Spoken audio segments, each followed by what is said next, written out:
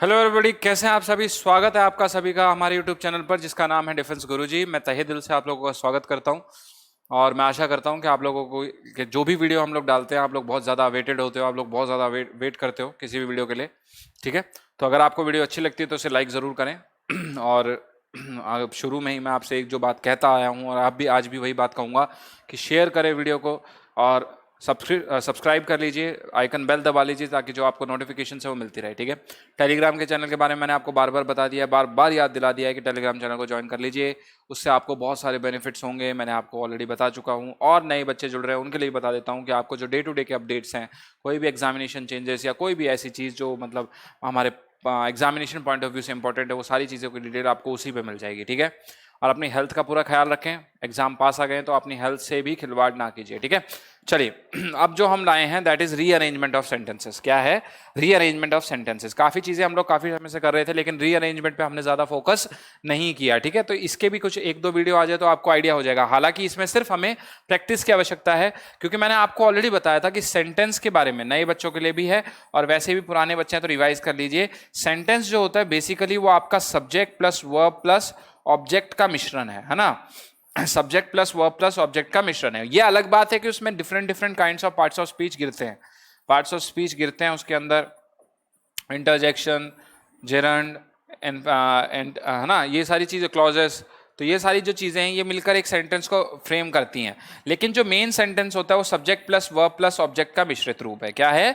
Subject plus verb plus object का मिश्रित रूप है। तो अब एक बात बताइए, if you are sitting in an examination hall and if you are giving the exam, then how will you decide that this question belongs to this line belongs to this answer belongs to this? आप कैसे belong करेंगे? वहां बैठकर आप calculations तो करेंगे नहीं ना। मेरे को तो लगता नहीं कि आप वहां ग्रामर रूल याद करने लग जाएंगे। सर ने पढ़ाया था तीसरी वीडियो में कि इससे पहले ये आ जाता है उससे पहले ये आ जाता है। यार इतने में तो आप मार खा जाओगे। बिकॉज वी आर, अगर मैं एफकेट की बात करूं तो 120 मिनट 100 क्वेश्चन हमें करने हैं। हालांकि काफी क्वेश्चन ऐसे होते हैं जो क्विकली हो जाते हैं, पर फिर भी अगर मैं इंग्लिश की बात करूं तो इसमें आपको फिर भी सोचना पड़ता है। ठीक है, उसमें आपको थोड़ा सा टाइम लगता है। ठीक है, तो अगर आप सारे रूल लगाने बैठ गए ना तो भैया ये 100 जो क्वेश्चन है ये आपको पता नहीं 5 घंटे में जाके होंगे, तो सारे रूल हम लोग उसमें नहीं लगा सकते। अब रही बात कि आप ये अटेम्प्ट कैसे करें, देखो मैंने आपको बता दिया था मेरे बच्चे, इसका कोई तरीका नहीं है। इसका तरीका है कि आपको थोड़ा बहुत इंग्लिश का पता होना चाहिए। आप किसी भी सेंटेंस की हिंदी फॉर्मेशन कर सकते हैं। फॉर्मेशन अगर आपकी हिंदी फॉर्मेशन हो जाती है तो आप इजिली किसी भी सेंटेंस को बना सकते हैं। कई बार हम लोग तुक्के के सहारे चलते हैं, कई बार हम लोग मीनिंग के सहारे चलते हैं। ठीक है, जहां मीनिंग फिट बैठते हैं वहां मीनिंग चलते हैं और जहां तुक्के फिट बैठते हैं वहां तुक्के चलते हैं। लेकिन अनफॉर्चुनेटली तुक्कों का जो क्लियर होने का चांस होता है वो होता है मात्र 0.01%। तो उसमें तो आपको मेरे को लगता नहीं कोई बेनिफिट होने वाला है। बच गया जो बहुत ज्यादा परसेंट, यानी बहुत सीधी सी बात है भाई, जो मैक्सिमम बचा है वो आपका बचता है परफेक्टली हर चीज से गुजर के जाना। प्रैक्टिस मेन चीज क्या है आपकी? प्रैक्टिस। तो ये जो रीअरेंजमेंट ऑफ सेंटेंस है ये बेस है आपके टोटली प्रैक्टिस पर। आपने कितने क्वेश्चंस की प्रैक्टिस की है, आप कैसे किसी सेंटेंस फॉर्मेशन को रूप देते हो, है ना, कैसे उसको फॉर्म करते हो, बस। ठीक है, चलें फिर हम लोग, चलो आगे बढ़ते हैं हम लोग। पहला आपका जो है ये है 1 और 6 के बीच में, यानी कहने का क्या मतलब है, आपको ऐसे सेंटेंसेस दिए गए होते हैं S1 S6, ये जो बीच के PQRS है ना, इसको आपको अरेंज करना होता है। ठीक है, पढ़ें इसको। A couple in my neighbour is known for shouting at each other. हमारे जो साइड में जो नेबर हैं वो जाने जाते हैं एक दूसरे पर चिल्लाने के लिए। With an apprehension of a serious fight between the two I went closer to the door and peeped in. अब क्या हुआ भाई, ये जानने के लिए कि उनके बीच में क्या है, सीरियस फाइट क्यों हो रही है, तो मैं उसके डोर पर गया और मैंने पीप्ड का मतलब होता है झांकना, अंदर झांका। I intended to calm them down, मैंने उनको मनाने की कोशिश करी। I could guess both of them lay peaceful in their bed. अब मैं गेस कर सकता हूँ कि वो दोनों जो थे वो अच्छे से सो रहे थे। Last night at about 11 o'clock I could hair श्रीक्स and sounds. मैंने लास्ट नाइट मतलब पिछली रात को 11 बजे उनके घर से कुछ चीखों की आवाज सुनी थी। The fight was going on in TV serial on a channel. जो लड़ाई थी वो कहाँ से आ रही थी, उसकी आवाज कहाँ से आ रही थी, वो जो फाइट हो रही थी कहाँ से आ रही थी, वो टीवी सीरियल से आ रही थी। अब बनाओ इसका, क्या बनाओगे, क्या बनाओगे इसका? A couple in my neighbour is known for shouting at each other. देखिए हमने किसी के बारे में धारणा क्या बनाई, धारणा ये थी कि भैया वो जो कपल है हमारे जो पड़ोस में, वो एक दूसरे से क्या करता है, फाइट करता है। इसके लिए वो पूरे नेबर में बदनाम है। उसके जितने भी नेबर्स हैं वो सारे उसके बारे में तरह तरह की बातें करते हैं कि they use to fight a lot. अब क्या हुआ देखे ध्यान से, तो तो अब इस ये दो या ये तीन जानने से पहले एक सेंटेंस फ्रेमेशन होनी चाहिए जिसमें इन तीनों की एक इंफॉर्मेशन होनी चाहिए कि भाई सीधी सी बात है ऐसा हुआ। लेकिन इस वाले में देखोगे आप, इसमें तो ये आया हुआ है कि मैंने गया और मैंने झांका उनके कमरे में, और जो दूसरे वाला उसमें यह है कि मैंने उनको मनाने की कोशिश करी। कहने का मतलब है यानी वो अंदर घुस गया, यानी उससे पहले जो हुआ पहले उसकी बात करते हैं ना। I could guess both of them lay peaceful in their bed. अब मैं गेस कर सकता हूं कि दोनों ही जो बेड पे हैं वो लेटे हुए हैं, आराम से लेटे हुए हैं ना। तो ये गेस वाली बात तो तब आएगी जब सारी चीज सॉल्व हो चुकी होगी, सारी चीज सॉल्व हो चुकी होगी। और ये जो last night at about 11 o'clock है, यानी ये पहले आना चाहिए। क्यों? क्योंकि सीधी सी बात है, जब उसने ये सुनी तभी तो वो वहां से पीप डिम करने गया, झांकने गया। बिना सुने वो कैसे जाएगा? भाई मेरे को पता है कि सामने वाला जो है वो लड़ाई के लिए जाना जाता है, तो क्या मैं उनके घर पर नजर रखूंगा? क्या मैं उनके घर पर कैमरा लगा के या टेलीस्कोप लगा के रखूंगा कि जब भी वो लड़ाई करेंगे मैं उनके घर में घुस जाऊंगा? नहीं ना। तो सीधी सी बात है, एस पहले आ जाएगा, एस पहले आ जाएगा। देखो एस किस में पहले, यानी इसमें है। यहां किसी में भी एस नहीं है तो सीधा सा आंसर ये हो गया, लेकिन हम फिर भी पहले देख लेते हैं क्या है। एस पहले हो गया। एस क्या कहता है? Last night at about 11 o'clock I could hair श्रीक्स and sounds.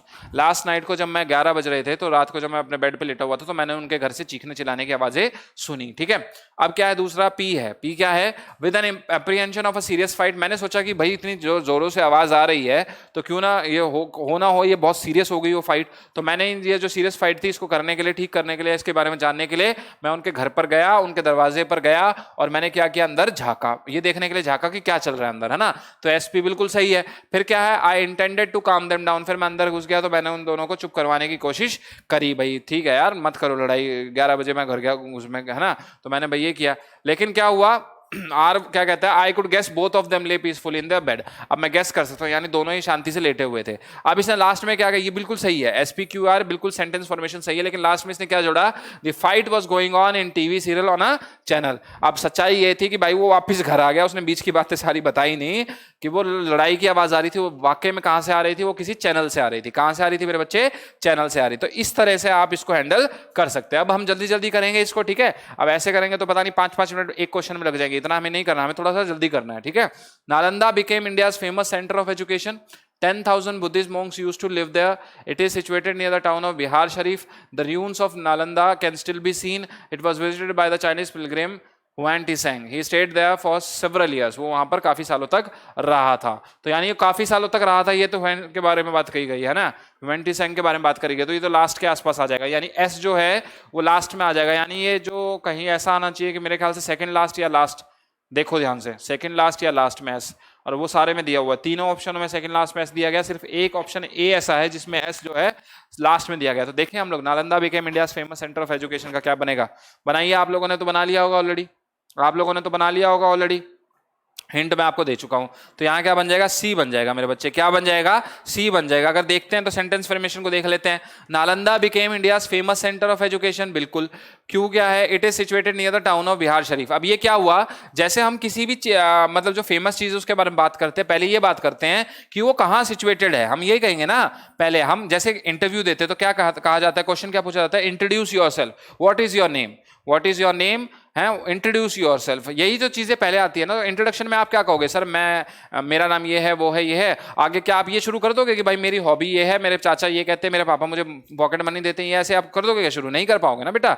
जो इंट्रोडक्शन पार्ट है उसमें आपको सिर्फ आपका इंट्रोडक्शन देना है, and that will be short and crispy. वो कैसा होना चाहिए? शॉर्ट और क्रिस्पी होना चाहिए ना, बहुत अच्छा होना चाहिए कि सामने वाले ने जितना पूछा आप सिर्फ उसी बात का उतना ही जवाब दीजिए। तो क्या है? Nalanda became India's famous centre of education. अब ये नालंदा की बात चल रही है, कहां है वो सिचुएटेड है कहां पर? टाउन ऑफ बिहार शरीफ में। तो पहले ही आ गया, ठीक है, क्यों पहले आ गया। अब क्या अगला?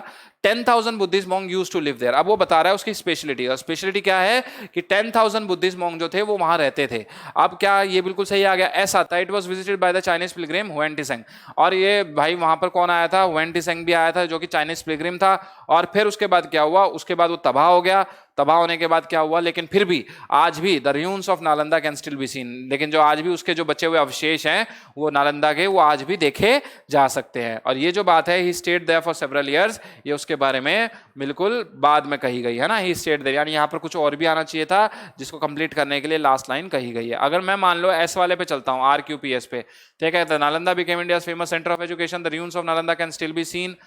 अच्छा, आर, और it is situated near the town of Bihar Sharif, ठीक है। P, 10,000 Buddhist monks used to live there. It was visited by the Chinese pilgrim Huan Tsang. तो इस वाले में RQPS वाले में ये भी सही लग रहा है। तो इस मेरे ख्याल से आप एक काम करिए, आप ए वाले को ज्यादा प्रेफरेंस करिए, आप ए वाले को प्रेफरेंस ज्यादा करिए। तो मैं बताता हूं आपको इसका रीजन, क्योंकि ये जो लास्ट एस दिया गया ना, it was visited by the Chinese pilgrim Hiuen Tsang, तो इसके बाद तुरंत ये बात कही गई है, क्या कही गई है कि वो वहां पर कितने सालों तक रहा, वो वहां पर काफी सालों तक रहा। तो यहां पर जो ये वाला आंसर है इसको आप रिजेक्ट करके आप ये वाले पे आंसर पे जाइए। किस पे जाइए? आप ए वाले आंसर पे जाइए, ए वाला सही है। आप यहां पर मत जाइए, इस वाले में मत जाइए, ये वाला गलत हो जाता है, ये वाला आपका क्या हो जाता है? गलत हो जाता है मेरे बच्चे, ये वाला आपका क्या हो जाता है? गलत हो जाता है। तो यहां आंसर कौन सा आएगा? यहाँ ए आना चाहिए, ठीक है। तो क्या कहता है? Nalanda became India's famous centre of education, यहां से आपका, और लास्ट में क्या कहता है? He state. अब ये ही कहा गया ना पर्पसली, क्या कहा गया है? ही कहा गया। तो ही किसको डिनोट कर रहा है? ये चाइनीज पिलग्रिम को। तो ये चाइनीज पिलग्रिम लास्ट में आ जाएगा, और लास्ट में आ गया तो आपका क्या है? लास्ट वाला RQPS है, ठीक है। चले नेक्स्ट पे। Mandela led the battle of freedom against slavery, और लास्ट क्या है? But some nation still wouldn't get the desired freedom. अब बनाओ इसका बीच में, PQRS आपका बीच में दे रखा है, लेकिन लास्ट में ये दे रखा है but some nation still wouldn't get the desired freedom. बनाओ इसका, यानी एस वाला देखो, एस वाला कहीं लास्ट में अगर आपको नजर आ रहा हो, तो एस वाला कहीं लास्ट में नजर आ रहा हो तो मैं आपको हिंट दे रहा हूं हल्की सी। क्या है हिंट? क्या है? एस वाला लास्ट में कहीं आना चाहिए मेरे ख्याल से। देखो क्या होगा इसका? डी वाला ऑप्शन सही है। क्या है इसका ऑप्शन? डी वाला सही है। क्या कहता है डी वाला? देखिए, Mandela led the battle of freedom against slavery, he fought it in a unique way. अब उसने क्या कहा था? एक फ्रीडम बैटल स्टार्ट करी और उसने वो यूनिक वे में लड़ी। कैसी लड़ी? यूनिक वे में लड़ी। तो यानी क्यू बिल्कुल यहां पर सही है। क्यू क्या है? यहां पर बिल्कुल सही है, ठीक है। क्यू यहां पर बिल्कुल सही है, ठीक है। अब हम बात करते हैं पी की। The way was fighting with non violence and truth. अब वो उसका तरीका क्या था? वो बिल्कुल नॉन वायलेंस, यानी वो वायलेंस के साथ नहीं चल रहा था, वो लड़ाई में ज्यादा बिलीव नहीं करता था, वो बिल्कुल नॉन वायलेंस के साथ चल रहा था, सत्याग्रह। और कौन जाने जाते थे भैया नॉन वायलेंस के लिए सबसे ज्यादा इंडिया में? महात्मा गांधी जी, ठीक है। सच्चाई के लिए कौन जाने जाते थे? ट्रुथ के लिए महात्मा गांधी जी, बिल्कुल उन्हीं के नक्शे कदम पर चल रहे थे भाई साहब, ठीक है। चलो शुक्र है फिर भी उन्होंने आजादी दिलाई बढ़िया तरीके से, अपने वाले तो पता नहीं क्या कर गए। ही fought it in a unique way, the way was fighting with non violence and truth. उनका तरीका बिल्कुल नॉन वायलेंस था, ट्रुथ था, सच्चाई था, बिल्कुल पी बिल्कुल सही है यहाँ पर। आर देखिए, this struggle brought the races down to the ground, और इसकी वजह से जो रेसिस थे, जो रेसिज्म था, यानी जो रंग भेद की नीति थी, वो बिल्कुल जमीन पर आ गई, यानी अब वो खत्म हो गई, ठीक है। आर वाला भी सही है। तो एस वाला क्या कहता है? Many nation got their freedom in this way. काफी सारे जो नेशंस थे उनको इन्हीं तरीके से आजादी मिली थी, यानी इस तरीके से जब वो लड़े थे तो इस तरीके से आजादी मिली थी, बिल्कुल सही है।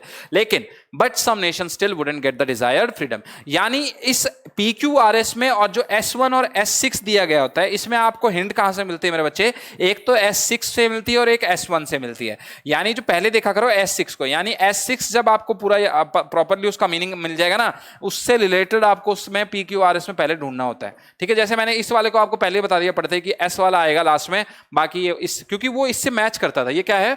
Many nation got the freedom in this way, काफी नेशंस को इसी वे में आजादी मिली, लेकिन कुछ को नहीं मिली, लेकिन कुछ को नहीं मिली। तो आप क्या करो, ये हिंट ही होती है, S6 जो होती है वो हिंट के रूप में होती है ना बच्चे, तो इसको देखा करो। नेक्स्ट देखते हैं।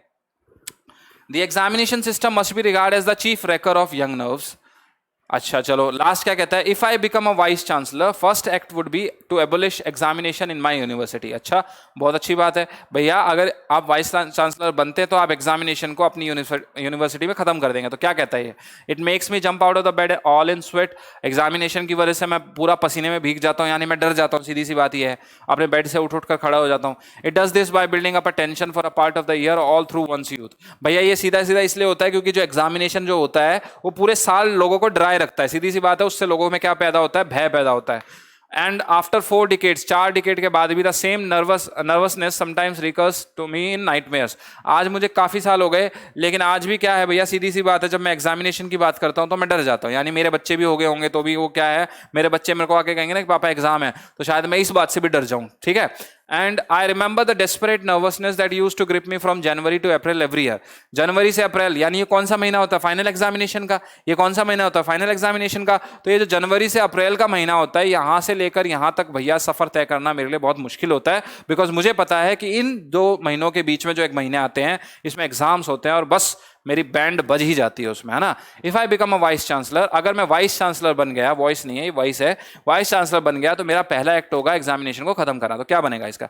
QSPR, it does by building up attention, the examination system must be regarded the chief wrecker of young nerves. तो क्या आएगा इसका? बताओ आप पहले वाले से हिंट पकड़ने की कोशिश करो। हिंट आती है आपकी ए से। क्या आता है? ए से, QSPR। बिल्कुल, मैंने वही सोच लिया था ना, पहले ही मैंने सोच लिया था QSPR। तो क्या है देखिए ध्यान से, QSPR क्या कहता है? ये कहता है the examination system must be regard as the chief wrecker of young nerves. आपको मानना पड़ेगा कि भैया जो सबसे ज्यादा लोगों को परेशान करता है दैट इज एग्जामिनेशन। क्यों परेशान करता है? क्योंकि वो लोगों में टेंशन पैदा कर देता है। हम रीजन दे दिया ना यहाँ कि भैया देखो, मैंने कहता ना कोई भी चीज सब्जेक्ट और ऑब्जेक्ट पे डिपेंड करती है। भाई आपने कोई बात कही, उसका एक रीजन भी तो आपको देना पड़ेगा कि आप उसको रेकर क्यों बता रहे हो, आप उसको लोगों के लिए खिलवाड़ करने वाला क्यों बता रहे हो। तो आपने क्या किया, उसका एक रीजन दिया। क्या रीजन दिया? कि भैया उसकी वजह से लोगों में टेंशन क्रिएट होती है, और जब टेंशन क्रिएट होती है तो क्या होता है। और मुझे याद आता है कि आज भी मैं अप्रैल और महीने वाले को याद कर रहा हूं, ये वाली सिस्टम इसके बाद आ जाएगा। फिर क्या है उसके बाद, भैया जब भी मुझे ऐसी चीजें अप्रैल से, जनवरी से अप्रैल का महीना याद आता है तो भी क्या होता है मेरे साथ, मैं अपने बेड से खड़ा हो जाता हूं और पसीने में भीग जाता हूं। यानी कहने का क्या मतलब है, मुझे रात में भी सपने आते हैं उसके एग्जाम के, ठीक है। और आर क्या कहता है, एंड आफ्टर 4 डिकेड्स, 4 सालों मतलब काफी सालों बाद भी मेरे साथ क्या हो गया, the same nervousness sometime recurs to me in nightmares. आज भी मैं सपनों में मैं वैसी जो डरावनी चीजें हैं एग्जामिनेशन से रिलेटेड वो महसूस करता हूं। तो सीधी सी बात है, आपका ये जो QSPR है ये आपका सही हो जाता है, ठीक है। चले नेक्स्ट पर 5वें पे, history shows that the growth of civilisation depends upon the gift of nature, particularly the wealth yielded by the soil. Okay, last क्या कहता है, in fact most of the wars in the beginning of humanities history were fought for the gain of territory. यानी कहने का मतलब है कि पहले जो लड़ाई जाती थी वो किस लिए होती थी, आप टेरिटरी को हासिल करना चाहते थे। अब आप बात कर लो अलेक्जेंडर की, तो अलेक्जेंडर क्या चाहता था, अलेक्जेंडर तो पूरी दुनिया को जीतना चाहता था। He want to conquer the world, वो निकला ही इसलिए था कि मैं पूरी दुनिया को जीतूंगा। अगर आप बात करोगे तैमूर की, आप बात करोगे और जो बड़े बड़े महाराजा होते थे, बाबर की बात करोगे, किसी की भी, तो उनका क्या मकसद था भाई, जहां पर भी लड़ाई करना वहां पर अपना हक जमा लेना, वहां की जमीन को हड़प लेना, ठीक है। तो ये सारी चीजें हो गई। तो अब क्या है यहाँ देखिए, history shows that the growth of civilisation depends, last वाला पकड़ो आप लोग, in fact most of the wars in the beginning of humanity's history were fought for the gain of territory। या बीच वाला देखिए, the more land they had, they were satisfied। The nature and the quality of the land they possessed were of great importance to them। Okay, all ancient communities worked hard to produce food। Okay, there was also a great desire among them to possess as much land as possible। ठीक है, चलो यानी SP का देखो कहीं combination बैठ रहेगा, ए में बैठ रहेगा, बनाओ इसका। देखो कुछ हिस्ट्री देखो इसकी थोड़ी सी, history shows the growth of civilisation depend upon the gift of nature, particularly the wealth yielded by the soil, है ना। तो आर वाला कहीं पहले आ रहा है, आर वाला आपका जो है, आर वाला जो आपका है वो आ रहा है बी और सी में, आर वाला जो है वो आपका आ रहा है बी और सी में, और बी आपका आंसर सही हो गया, है ना। आर वाला आ गया आपका बी और सी में, यानी बी वाला आपका आंसर सही हो गया। कैसे देखते हैं, history shows that the growth of civilisation depend upon the gift of nature. History ये बताती है गिफ्ट ऑफ नेचर पे डिपेंड है। ओके, यानी particularly the wealth yielded by the soil, यानी जो आपने मिट्टी से जो वेल्थ हासिल करी है उस पर डिपेंड करती है, ठीक है। अब क्या कहता है ये, all ancient communities worked hard to produce food. सारी जो कम्युनिटीज है उसने मेहनत करी है फूड प्रोड्यूस करने के लिए, ठीक है। ये वाला सही हो गया। क्यों, क्या कहता है, the nature and the quality of the land they possess were of great importance to them. वो जो चीजें हासिल करते थे ना, जो नेचर उनका था या जो जमीन उनकी होती थी, उनकी बहुत इंपॉर्टेंस होती थी, उनका बहुत महत्व होता था। एक बिल्कुल सही, ये भी सही हो गया। एस क्या कहता है, there was also great desire among them to possess as much land as possible. हाँ, उनमें एक और इच्छा थी, वो जितना ज्यादा लैंड हो सके उतना ज्यादा लैंड ग्रैब करने की कोशिश करते थे। भाई उनके पास ज्यादा से ज्यादा जमीन होनी चाहिए। और पी क्या कहता है, जितना ज्यादा उनके पास लैंड होता था उतना ही ज्यादा वो सेटिस्फाई होते थे, यानी ये उस बात को पूरी कर रहा है। ये पी जो है ये एस वाले जो सेंटेंस है इसकी पूर्ति कर रहा है, एस वाले सेंटेंस को पूरा कर रहा है, ठीक है। तो यानी सीधा सीधा क्या आ गया, बी इसका आंसर हो गया। S6 जो लास्ट में, फिर उसके बाद यह रहता है कि जितनी ज्यादा लड़ाइयां लड़ी गई वो सॉइल के लिए ही लड़ी गई थी, वो जमीन हड़पने के लिए ही लड़ी गई थी, ठीक है। छठा देखते हैं, When he joined the college, he was an adolescent and immature. He learned a lot from his experiences at the college. ये तो आएगा नहीं पहले. He had to get suitably employed. 4 years of study in the college changed him completely. 4 साल में उसने पूरी मतलब कॉलेज में उसको बदल के रख दिया. When he left it, he was ready to face the problems of life. जब उसने कॉलेज छोड़ा तो भैया वो अपने जो जिंदगी की जो फाइट थी उसको लड़ने के लिए तैयार था. His sagacity helped him get a good job. जो भैया उसके अंदर जो उसकी जो बोलते हैं ना एक अच्छी चीजें हैं, उसकी अच्छी क्वालिटीज, गुड क्वालिटीज. क्या होता है गुड क्वालिटीज? Sociable nature. कैसा nature? Sociable nature, good qualities. तो उसने उसकी बहुत सहायता करी जॉब पाने के लिए, उसने उसकी बहुत सहायता करी जॉब पाने के लिए. तो क्या बनता है अब देखो यानी सीधी सी बात है, he had to get suitably employed, तो लास्ट में कहीं जाएगा. अब क्या है, when he joined the college he was an adolescent and immature. R वाला पहले आ सकता है क्या? आर वाला पहले नहीं आएगा. चलो देखो, और he learned a lot from his experience at the college. He had to get suitably employed, यानी ये लास्ट में आ गया. ओके, ये लास्ट में आ गया, ये वाला लास्ट में आ गया. ठीक है, क्यू वाला लास्ट में है क्या कहीं, देखो ध्यान से। अब देखो हम शायद डी पे हम लोग कोशिश करते हैं, डी पर निशाना लगाने की कोशिश करो। देखो, when he joined the college he was an adolescent and mature. P कहता है he learned a lot from his experience at the college. R कहता है 4 years of study in the college changed his completely, बिल्कुल भाई सही है। S कहता है when he left it was ready to face the problem of life, बिल्कुल सही है। He had to get suitably employed, उसको नौकरी पानी थी और उसकी जो लाइफ थी उसमें अच्छी अच्छी क्वालिटीज थी, इसलिए यहाँ पर डी वाला मेरे को सही लग रहा है। लेकिन यहाँ पर हम ए के साथ जाना पसंद करें तो देखो एक बार ए ऑप्शन भी दे रखा है, या देखें ए वाला QSRP, देखो क्या कहता है। When he joined the college, he was an adolescent and immature. He had to get suitably employed. Okay, ठीक है। और कहता है when he left it, it was ready to face the problem of life. When he left it, it was ready to face. नहीं, ए तो बिल्कुल नहीं होगा यहाँ, ए तो बिल्कुल नहीं होगा, यानी यहाँ मेरा वाला डी बिल्कुल सही है। यहाँ मेरे वाला डी बिल्कुल सही है ना। मेरे वाला जो डी है वो बिल्कुल सही है, ये वाला गलत है, ये वाला गलत है। तो मेरे वाला डी बिल्कुल सही है, तो आप मेरे साथ जाएंगे। आप मशीन के साथ नहीं जाएंगे, आप मशीन के साथ नहीं जाएंगे, आप मेरे साथ जाएंगे, ठीक है। चलिए, it is easy to, because पता क्या है, हमें एक सेंटेंस को ना दूसरे सेंटेंस पर बिठाना होता है भाई, हमें सेंस भी तो पूरी करनी है ना। If you are not getting the sentence sense, then how will be able to maintain the sense of the sentence. सीधी सी बात है, अगर हमें किसी भी सेंटेंस की सेंस को नहीं पता चल रहा तो हम सही में उसकी सेंस को कैसे बिठाएंगे, हम उसका मतलब कैसे निकालेंगे, how will be able to find the meaning of the sentence. Okay, चलिए, it is easy to criticise the people at the helm for the slow progress in every field. Okay, हम भाई इतना बहुत आसान होता है लोगों के ऊपर धमकाना, उनको चीखना, क्योंकि भाई वो अपने जो फील्ड है उसमें स्लो प्रोग्रेस करते हैं। Okay, this situation of brain drain leads to a variety of problem, यानी ये जो लास्ट में कहा गया है, ये ब्रेन ड्रेन की प्रॉब्लम के बारे में बात चल रही है, ब्रेन ड्रेन के बारे में बात चल रही है, तो क्या आएगा। We are well aware that the intellectuals are leaving our country for better employment opportunities. Okay, then question remains unanswered because our country cannot show opportunities to the intellectuals. Okay, then what about their obligation to the motherland? First we should ask ourselves as to what is happening to the young intellectuals in India. Okay, very good, nice. So we are getting 2S and 2P. Okay, 2 P आ रहे हैं, 2 S आ रहे हैं। तो देखिए S क्या कहता है, S कहता है first we should ask ourselves as to what is happening to the young intellectuals in India. Okay, then what about their obligation to the motherland. अच्छा ठीक है, पहले हमें पूछना पड़ेगा कि हमारे जो यंग वंस है उनके साथ क्या हो रहा है, उनका इच्छा क्या है। फिर हमें पूछना पड़ेगा कि वो मदरलैंड के लिए क्या ड्यूटी कर रहे हैं, बिल्कुल सही। क्यों है, then question remains unanswered because a country can not show opportunities to the intellectuals. बहुत अच्छे लोगों के लिए हमारी कंट्री में अपॉर्चुनिटीज नहीं है। Okay, we are well aware that the intellectuals are living a country for better employment opportunities, यानी पी वाला कहीं लास्ट में आना चाहिए। तो मेरे ख्याल से इसमें ए बनना चाहिए, आप लोग लगाइए अपना, मेरे ख्याल से ए बनना चाहिए, आप लोग लगाओ इसमें। यहाँ देखते हैं क्या अपॉर्चुनिटी दे रखी है, एक बी वाला ऑप्शन भी यहाँ पर दे रखा है, इसको और देख लेते हैं, इसको और कंसिडर करते हैं हम लोग। क्या है, it is easy to criticise the people at the helm for the slow progress in every field.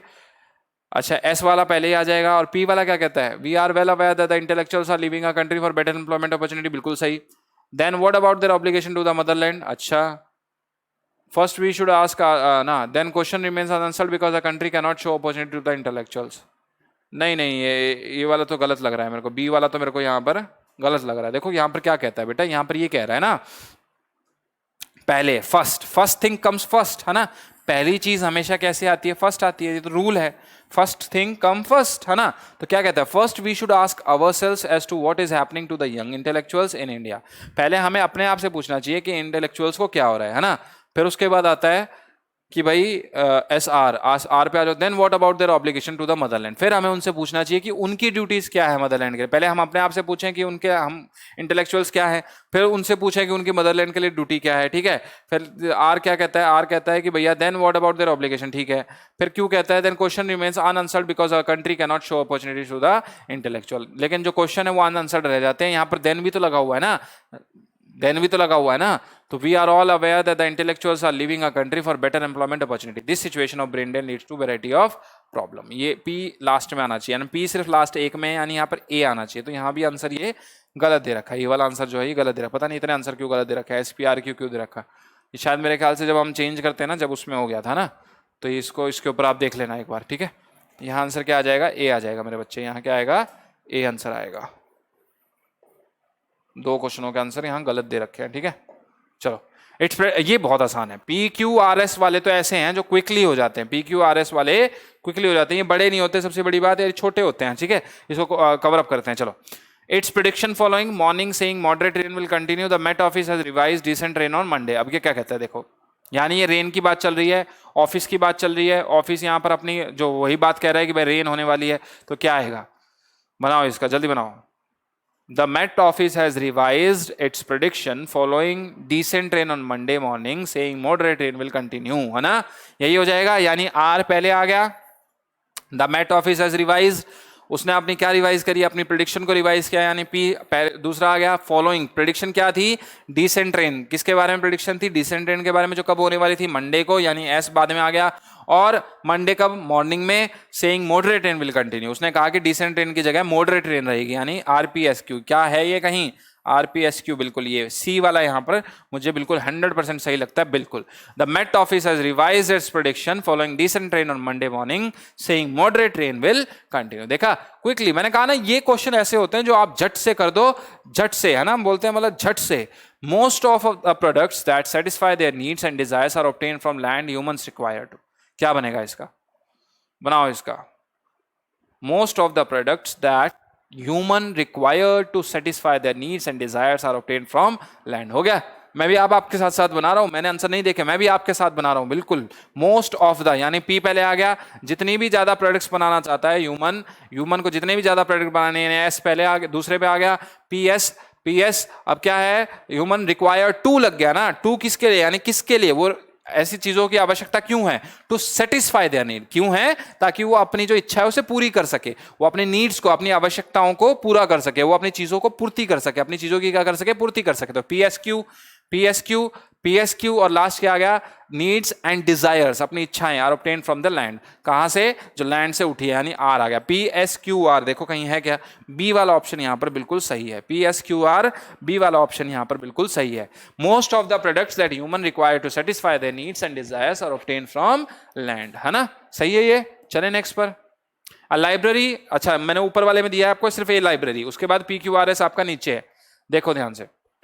Of sources of information accessible to a defined community is an unorganized collection similar resources made। अब library, अब सीधी सी बात है, library आया है, library के बाद आपका कोई वर्ब फॉलो होना चाहिए। लाइब्रेरी क्या? वर्ब फॉलो होना चाहिए, तो वर्ब कौन फॉलो करेगा? इज फॉलो करेगा। Library is an is an organise collection. क्या है? अनऑर्गेनाइज नहीं, ऑर्गेनाइज कलेक्शन है। लाइब्रेरी क्या है? Organise collection. किसकी कलेक्शन है ये? A collection of sources of information and similar resources। किसकी? पी आ जाएगा इसके बाद। क्या है? सोर्सेस ऑफ इंफॉर्मेशन, यानी काफी सारी बुक्स यहां पर होती हैं, काफी सारी इंफॉर्मेशन आपको लाइब्रेरी में मिलती है। और क्या है? एंड सिमिलर रिसोर्सेज, उन्हीं के जैसे मिलते जुलते रिसोर्सेज की, यानी एस आ जाएगा। R P S Q, made accessible to a defined community, यानी वो आप लोगों के लिए बिल्कुल एसेसिबल। एसेसिबल क्या है? मतलब अवेलेबिलिटी, उनकी अवेलेबिलिटी आपके लिए है, ठीक है। तो यानी आरपीएसक्यू बिल्कुल यहां पर सही होना चाहिए, यानी यहां पर आपका सी वाला ऑप्शन मुझे बिल्कुल सही लग रहा है। चलें आंसर को देखें, बिल्कुल आरपीएसक्यू यहां पर सही है। Library is an organized collection of sources of information and similar resources made accessible to a defined community। ठीक है, तो ये वाला आपका ऑप्शन यहां पर बिल्कुल सही था। चलें नेक्स्ट पर। Libraries dash for studying and they also group study and collaboration after common areas to facilitate often provide quiet areas। बनाओ इसका। लाइब्रेरीज बनाओ इसका, एस से स्टार्ट करो। Often provide quiet areas for studying and they also offer common areas to facilitate group study and collaboration. बिल्कुल सही है, यहाँ पहले एस आ जाएगा। Libraries often provide quiet areas, किसके लिए? क्वाइट एरियाज किसके लिए? फॉर स्टडिंग, किसके लिए? पढ़ने के लिए, यानी पी बाद में आ गया। For studying and they also, और अब उसने कहा कि वो और भी क्या? और भी ऑफर करती हैं। Offer common areas to facilitate, क्या है? आर यहां पर आ जाएगा और लास्ट क्या आ जाएगा? ग्रुप स्टडी एंड कोलैबोरेशन, यानी क्यू आ जाएगा। एसपीआरक्यू आपका होना चाहिए, कहीं है ये? बिल्कुल ये डी में है आपका ऑप्शन डी, ऑप्शन आपका यहां पर सही हो जाता है। Libraries often provide quiet areas for studying and they also offer common areas to facilitate group study and collaboration, हो जाएगा ये वाला। चलिए ये लास्ट क्वेश्चन आज का हम करते हैं। राशि कौन सा? रसोड़े में कौन था? लास्ट क्वेश्चन आज का, रसोड़े में कौन था? और ये आपको आंसर देना है अभी। But before I could these amazing people I had to cleanse my feed be inspired by. बनाओ इसका, बनाओ इसका। इस लास्ट क्वेश्चन को पहले आप बनाइए, फिर मैं बताऊंगा इसका क्या बनेगा। बहुत आसान है ये।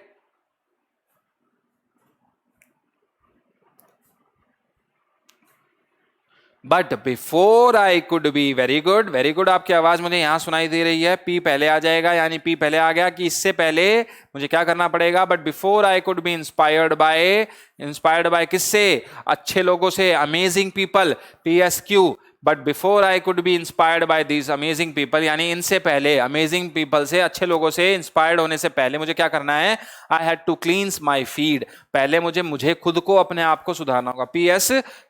PSQR, यानी यहां पर जो बी ऑप्शन है ये आपका मुझे बिल्कुल सही लगा, PSQR, but before I could be inspired by these amazing people I had to cleanse my feed. Okay, so this was the appropriate answer of this question. Okay, this was the rearrangement of the sentences. I hope that you like the content of the questions, you like these questions. Okay, अगली video का इंतजार कीजिएगा, तब तक के लिए जय हिंद, जय भारत।